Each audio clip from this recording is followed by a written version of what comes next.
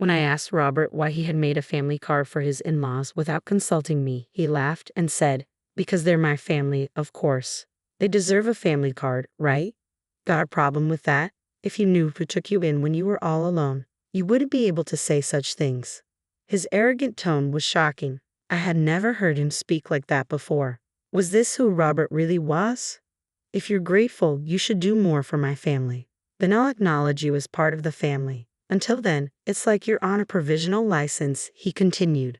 I had never heard of such a concept in marriage. Robert pressed further, seeing my silence. "In other words, you're not yet a formal member of the family. If you don't like it, you can leave any time." "Okay. For now, our family is just the five of us. Useless parasites out. Understood."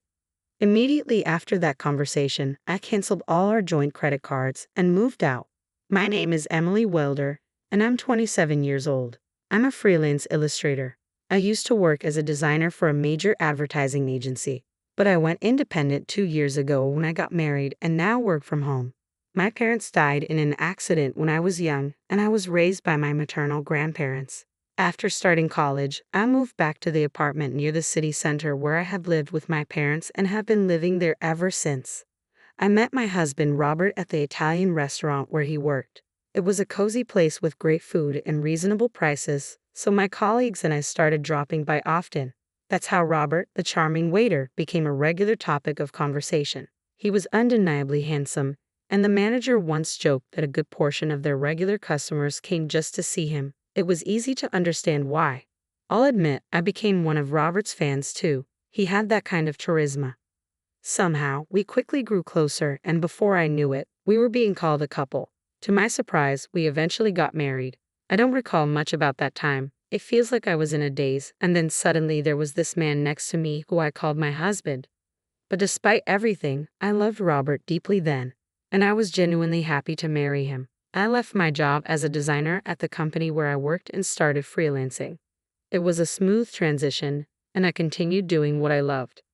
Robert kept his job at the restaurant, which meant his hours varied, sometimes late into the night. It became challenging to maintain a regular schedule, and since I had always wanted to work independently, I took the leap. "It's a good move, Emily. It'll be easier for you, and you'll get to focus on the work you enjoy," Robert agreed, and that marked the beginning of our married life. Neither of us cared for extravagant ceremonies, so we opted for a simple registration of our marriage, meeting each other's families in person. While Robert worked, I managed the household and worked from home. Our schedules were erratic, but we cherished the moments when we could share meals together. Life felt happy and fulfilling, and I thought to myself, marriage is wonderful. However, about a year after we got married, Robert dropped a bombshell. "My family wants to visit. Is that all right?" Naturally, I agreed. I had only briefly met Robert's family during our initial introduction, so I saw this as an opportunity to get to know them better. Having lost my parents at a young age, I had always admired the sense of family that Robert seemed to have. When Robert's family of four arrived, I was taken aback. "Hey, which room is mine?" his sister demanded as soon as they stepped into our home. At 32 years old, she was older than both Robert and me, and I knew she worked at a local supermarket. Her abrupt and rude manner shocked me, a stark contrast to the polite greeting she had given when we first met. Robert's 18-year-old sister accompanied her, quiet and withdrawn, much like she had been during our initial meeting. Caught off guard by Robert's sister, I quickly showed them to the guest room, while Robert's parents were settled into the only Japanese-style room in our apartment, which had belonged to my parents before. I thought it would be the most suitable space for them. Once settled, Robert's sister announced, "Since we're all living together now, you better start serving our family properly." Confused by her statement, I turned to Robert for clarification, only to find him laughing in a way I had never witnessed before. It soon became clear that his family had relinquished their own home and moved in with us without informing me. "Sorry, our family home had to be vacated suddenly, and they had nowhere else to go," Robert explained casually. I wish he had shared this information sooner. I had assumed their stay would be temporary, not a permanent arrangement. This unexpected turn of events was incredibly inconvenient. When I cautiously voiced my concerns to Robert, he looked remorseful and apologized, asking me to bear with the situation just until they find somewhere else. Unable to turn away people in need, especially the family of someone I cared deeply about, I reluctantly agreed to let them stay, under the condition that they find alternative housing as soon as possible. Little did I know then, I would soon come to regret this decision deeply. Robert's family showed no restraint. From the day they moved in, all four of them did nothing and left everything to me, speaking freely and making demands. They showed no initiative in finding a house or jobs. When I asked about their employment, I was surprised yet again. "Oh, I quit that lousy supermarket job," Robert's sister announced. She was employed part-time, but I had assumed she held a full-time position given her age. She confessed she hadn't held steady work since high school. Robert's parents were also in part-time roles and had quit their jobs before moving in. As for Robert's sister, she was unemployed, despite claiming to be a student. Why should I work now that I'm part of a wealthy family? Wealthy family? Who was she referring to? When I asked, her response shocked me once more. "You, of course. You received a large settlement and insurance payout from your parents' accident, and you don't even have a mortgage on this apartment. You can live without working," Robert's sister remarked, laughing. I protested to Robert when he returned home, but he responded with a level of intensity I had never witnessed before. "Everyone's exhausted from suddenly leaving their home. Let them rest for a while. Or do you want to heartlessly kick out my family, Emily?" Stunned into silence, I froze. Then just as suddenly, Robert softened his tone. "I'm sorry for shouting. It's been tough for me too. I've been busy, exhausted. Can you understand today, just a little longer?" Robert knew how to handle situations with women. Looking back, perhaps he always used a mixture of kindness and firmness to manipulate women, but in that moment, I didn't realize it.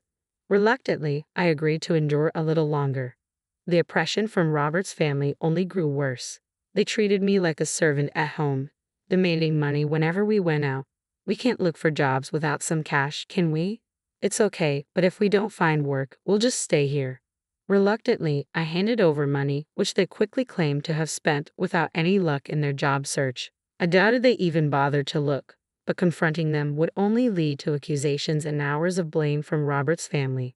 Bringing it up with Robert didn't help. "Everyone's frustrated about the job hunt. I'm sorry, just hang in there a bit longer. I'll talk to them," he said, trying to smooth things over.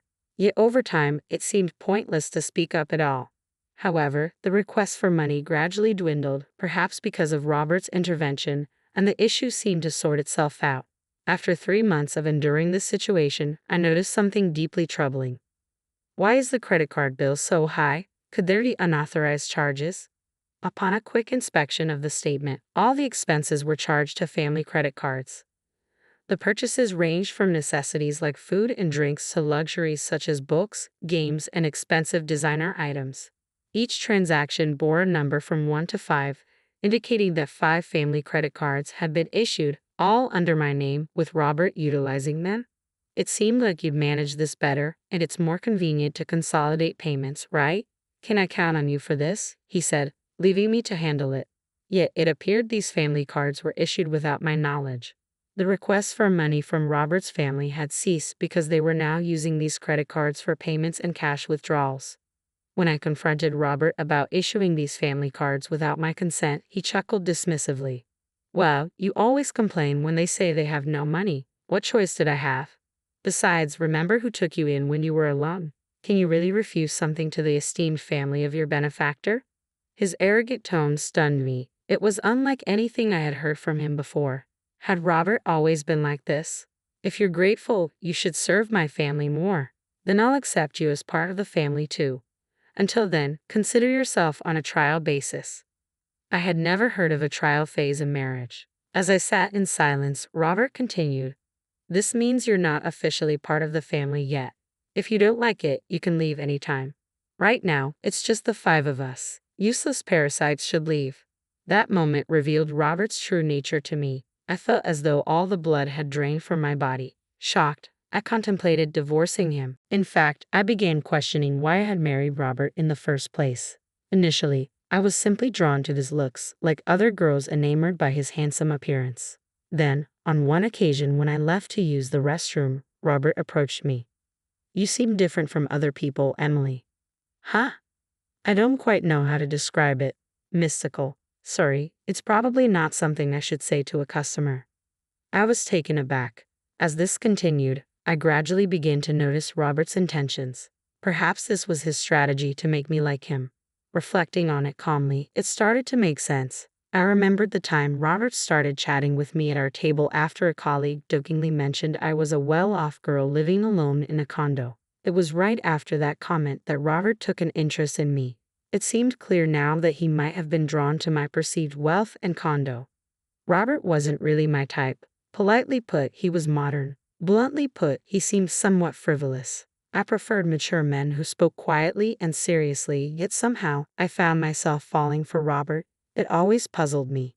Robert was the archetypal handsome guy, skilled at charming women, especially someone like me who was new to relationships and the working world. I fell for his tactics and ended up marrying him. The thought frustrated and embarrassed me so much I felt like tearing everything apart in the house, but I wasn't foolish enough to act on that impulse. Instead, I resolved to seek revenge in my own way. Just as Robert manipulated me, I would gain control over his entire family. The condo we now lived in was purchased by my father with a mortgage shortly after I was born. It wasn't considered expensive back then, but the area developed rapidly with a new shopping center nearby, transforming it into a luxury property. Hoping for more children, my parents bought a spacious condo. This history meant there was enough space even with Robert's family moving in, though their presence was becoming increasingly burdensome. Working from home, I endured it all with revenge in mind. As Robert's sister had remarked, there were no mortgage payments on this condo. When I was 3 years old, both of my parents tragically passed away in a car accident. They were returning from my paternal grandfather's funeral when their car collided with a speeding vehicle on the freeway. I was supposed to be with them that day, but a severe flu kept me at home with my maternal grandparents, who ended up caring for me as the sole survivor. Thanks to group credit life insurance, the mortgage was covered, and now I only paid for management fees and property taxes. Robert, upon seeing the amount, suggested contributing slightly more to our household expenses. With no mortgage to worry about, if I chip in that much, we should manage fine with Emily's income, right? We can each use our own earnings for personal expenses. Sounds fair, doesn't it? He proposed. I agreed, thinking it made sense. Until then, I had been solely responsible for all expenses, so I welcomed his offer, though in hindsight, it was naive. At the time, I was blinded by my love for Robert and went along with whatever he suggested. Perhaps Robert believed himself to be the head of the household and my main support, which gave him the audacity to label me a parasite. The reality was different. I covered most expenses, utilities, groceries, social outings, and entertainment. Now, with 5 additional dependents, it was becoming impossible to manage on just that contribution. I desperately wanted to rid myself of them but pretended not to notice, enduring silently. I gritted my teeth while Robert's family freely indulged in shopping, reminding myself that I would have the last laugh in the end. Then, 3 months after deciding on a divorce, the moment of action arrived. I'm exhausted. It's time to decide. It's either me or your family. I confronted Robert, presenting him with an ultimatum. He appeared surprised, but I pressed on without hesitation. None of your family members lift a finger to help around here. They dump all their responsibilities on me. I work from home. I'm not idling away my time. Yet they treat me like a freeloader, claiming you support me. I've had enough, I declared, tears welling up as I poured out my frustrations to Robert. He looked at me with a smirk and said, "Then maybe you should leave. Didn't I tell you before? You're not really part of this family yet. Giving up now means you haven't earned your place." I feigned shock as I stared back at Robert. "What's surprising?" he continued. "If you can't live with my family, then maybe it's you who needs to go. And since I'm not to blame, I'll take this apartment as alimony and half of your savings as part of the property division." Ah, so that was his plan all along. That explained why his family had been pressuring me, trying to force me out. I had suspected it, but hearing it confirmed was still a shock. It was someone I had loved and married, after all. But hearing his intentions laid bare, I made up my mind. "Fine," I replied firmly, deciding to divorce Robert. "But this condo is mine, and I'm not at fault here either." "What did you say?" "I'm divorcing you because you allowed your family to move in without consulting me, and they've ignored and harassed me ever since," I asserted, standing my ground against Robert's surprised expression. It was a rare moment of defiance after years of compliance in our marriage, and the realization angered me. "I don't want to spend another moment here with any of you. I'm leaving now, and you should prepare to leave as well." You can't be serious. This is our home. We're not leaving, Robert protested. Ever heard of residency rights? You can't just kick people out. Ignoring his protests, I left the house and went straight to my grandparents' place. I explained everything to them and asked if I could stay till things were settled. My grandparents were shocked to hear what I had endured and scolded me gently for not seeking their help sooner, tears welling in their eyes. Grandma, Grandpa, I'm sorry for worrying you, but I'll be okay now. You know I may seem quiet, but I'm not weak, I assured them with a forced smile, tears of my own brimming. The day after I left the apartment, Robert contacted me immediately. Hey, what's going on? What do you mean? The certified mail. I was impressed by the speed of action. I had entrusted the divorce proceedings to a lawyer, and when I informed them the previous day that I had left the house, they had arranged for everything to be delivered promptly. I'm not paying any alimony, and I'm not leaving the condo, just so you know, Robert declared. But legally, you're obligated to pay, and you don't have the right to stay in that apartment. I replied firmly. What are you talking about? That apartment is mine too, we're married. If you insist, then buy me out with half its value. Your claim is absurd. We're not going to resolve anything by talking like this. Please communicate through my lawyer from now on, I said, ending the call. I knew he would likely call again tomorrow, but I had no desire to continue the conversation that day. As expected, he called the next morning. Hey, what's going on? He repeated the same line as the day before. No creativity at all. What do you mean? The cards aren't working. What did you do? What I did was cancel it. That card was mine. You were just using the family card, remember? Indeed, before leaving the house, I had transferred all the contracts from that card to another and canceled it. Naturally, the family cards would stop working when I canceled mine. I was paying for it too, he protested. Yes, you paid the management fee and property taxes for the first 2 months. It's not much, but we can deduct that from the alimony if you prefer, I retorted sarcastically, hearing muffled shouting from the other end of the phone. Indeed, Robert had only kept up with the agreed payments for 2 months. He frequently made excuses about work and other matters, always finding a reason to delay further payments until he eventually stopped altogether. Whether he genuinely forgot or not was irrelevant to me now. He was someone I was severing ties with, and his lapses in memory held no weight. That's the situation. Please also contribute your share of the living expenses I've been covering. I've maintained a detailed household ledger, which I'll present as evidence, I continued firmly. Fine, and let's divide our savings evenly. It's marital property, he demanded. Agreed, we'll split it accordingly, I replied, and he ended the call with a parting reminder for me not to overlook anything. Hey, what's all this about? A few days later, I received another call with the same inquiry. It seemed they were not only forgetful but also lacking in vocabulary. What do you mean, the division of shared property? Why does it show a 0? You must have plenty from your parents' insurance and alimony, he accused. Ah, so that's what they thought. I patiently clarified that my premarital savings weren't part of the shared property, and since we hadn't accumulated savings during our marriage, it naturally amounted to 0. Don't lie to me. If you doubt my honesty, feel free to seek advice from someone else. From now on, all communication should go through my attorney. I will be speaking with you directly anymore. Goodbye, I stated firmly before hanging up and blocking Robert's number. 2 months after I left the apartment, Robert and his family finally moved out. Not because they had a change of heart, but because they couldn't sustain their lifestyle. Naturally, Robert's income alone couldn't support a family of 5. Accustomed to extravagant shopping using my credit card, asking them to cut back was futile. I had allowed them intentional access to the card, anticipating this outcome. His family began pressuring Robert for money, and when he refused, they resorted to stealing from his wallet. Despite Robert's anger, they blamed him for my departure. To exacerbate matters, the utilities, electricity, gas, and water, were shut off. I had arranged for this since I had no intention of returning anytime soon. Robert tried desperately to have them restored over the phone, but the condo was in my name, and only the owner could authorize reconnection. Unable to endure the summer heat and unable to bathe, his family eventually vacated the condo. Where they went afterward, I neither know nor care. Robert struggled to stay until the end but ultimately gave up due to the harsh conditions. The divorce proceedings progressed swiftly, not due to a change of heart on Robert's part, but because of his own missteps. He had been unfaithful while we were married, making advances towards someone else under the assumption he could soon push me out. He boasted about owning a luxury downtown apartment, using it to entice young women.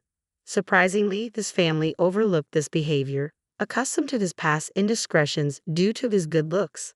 I hadn't anticipated such actions, installing cameras throughout our home that captured undeniable evidence. Perhaps he underestimated me, but his disrespect was clear.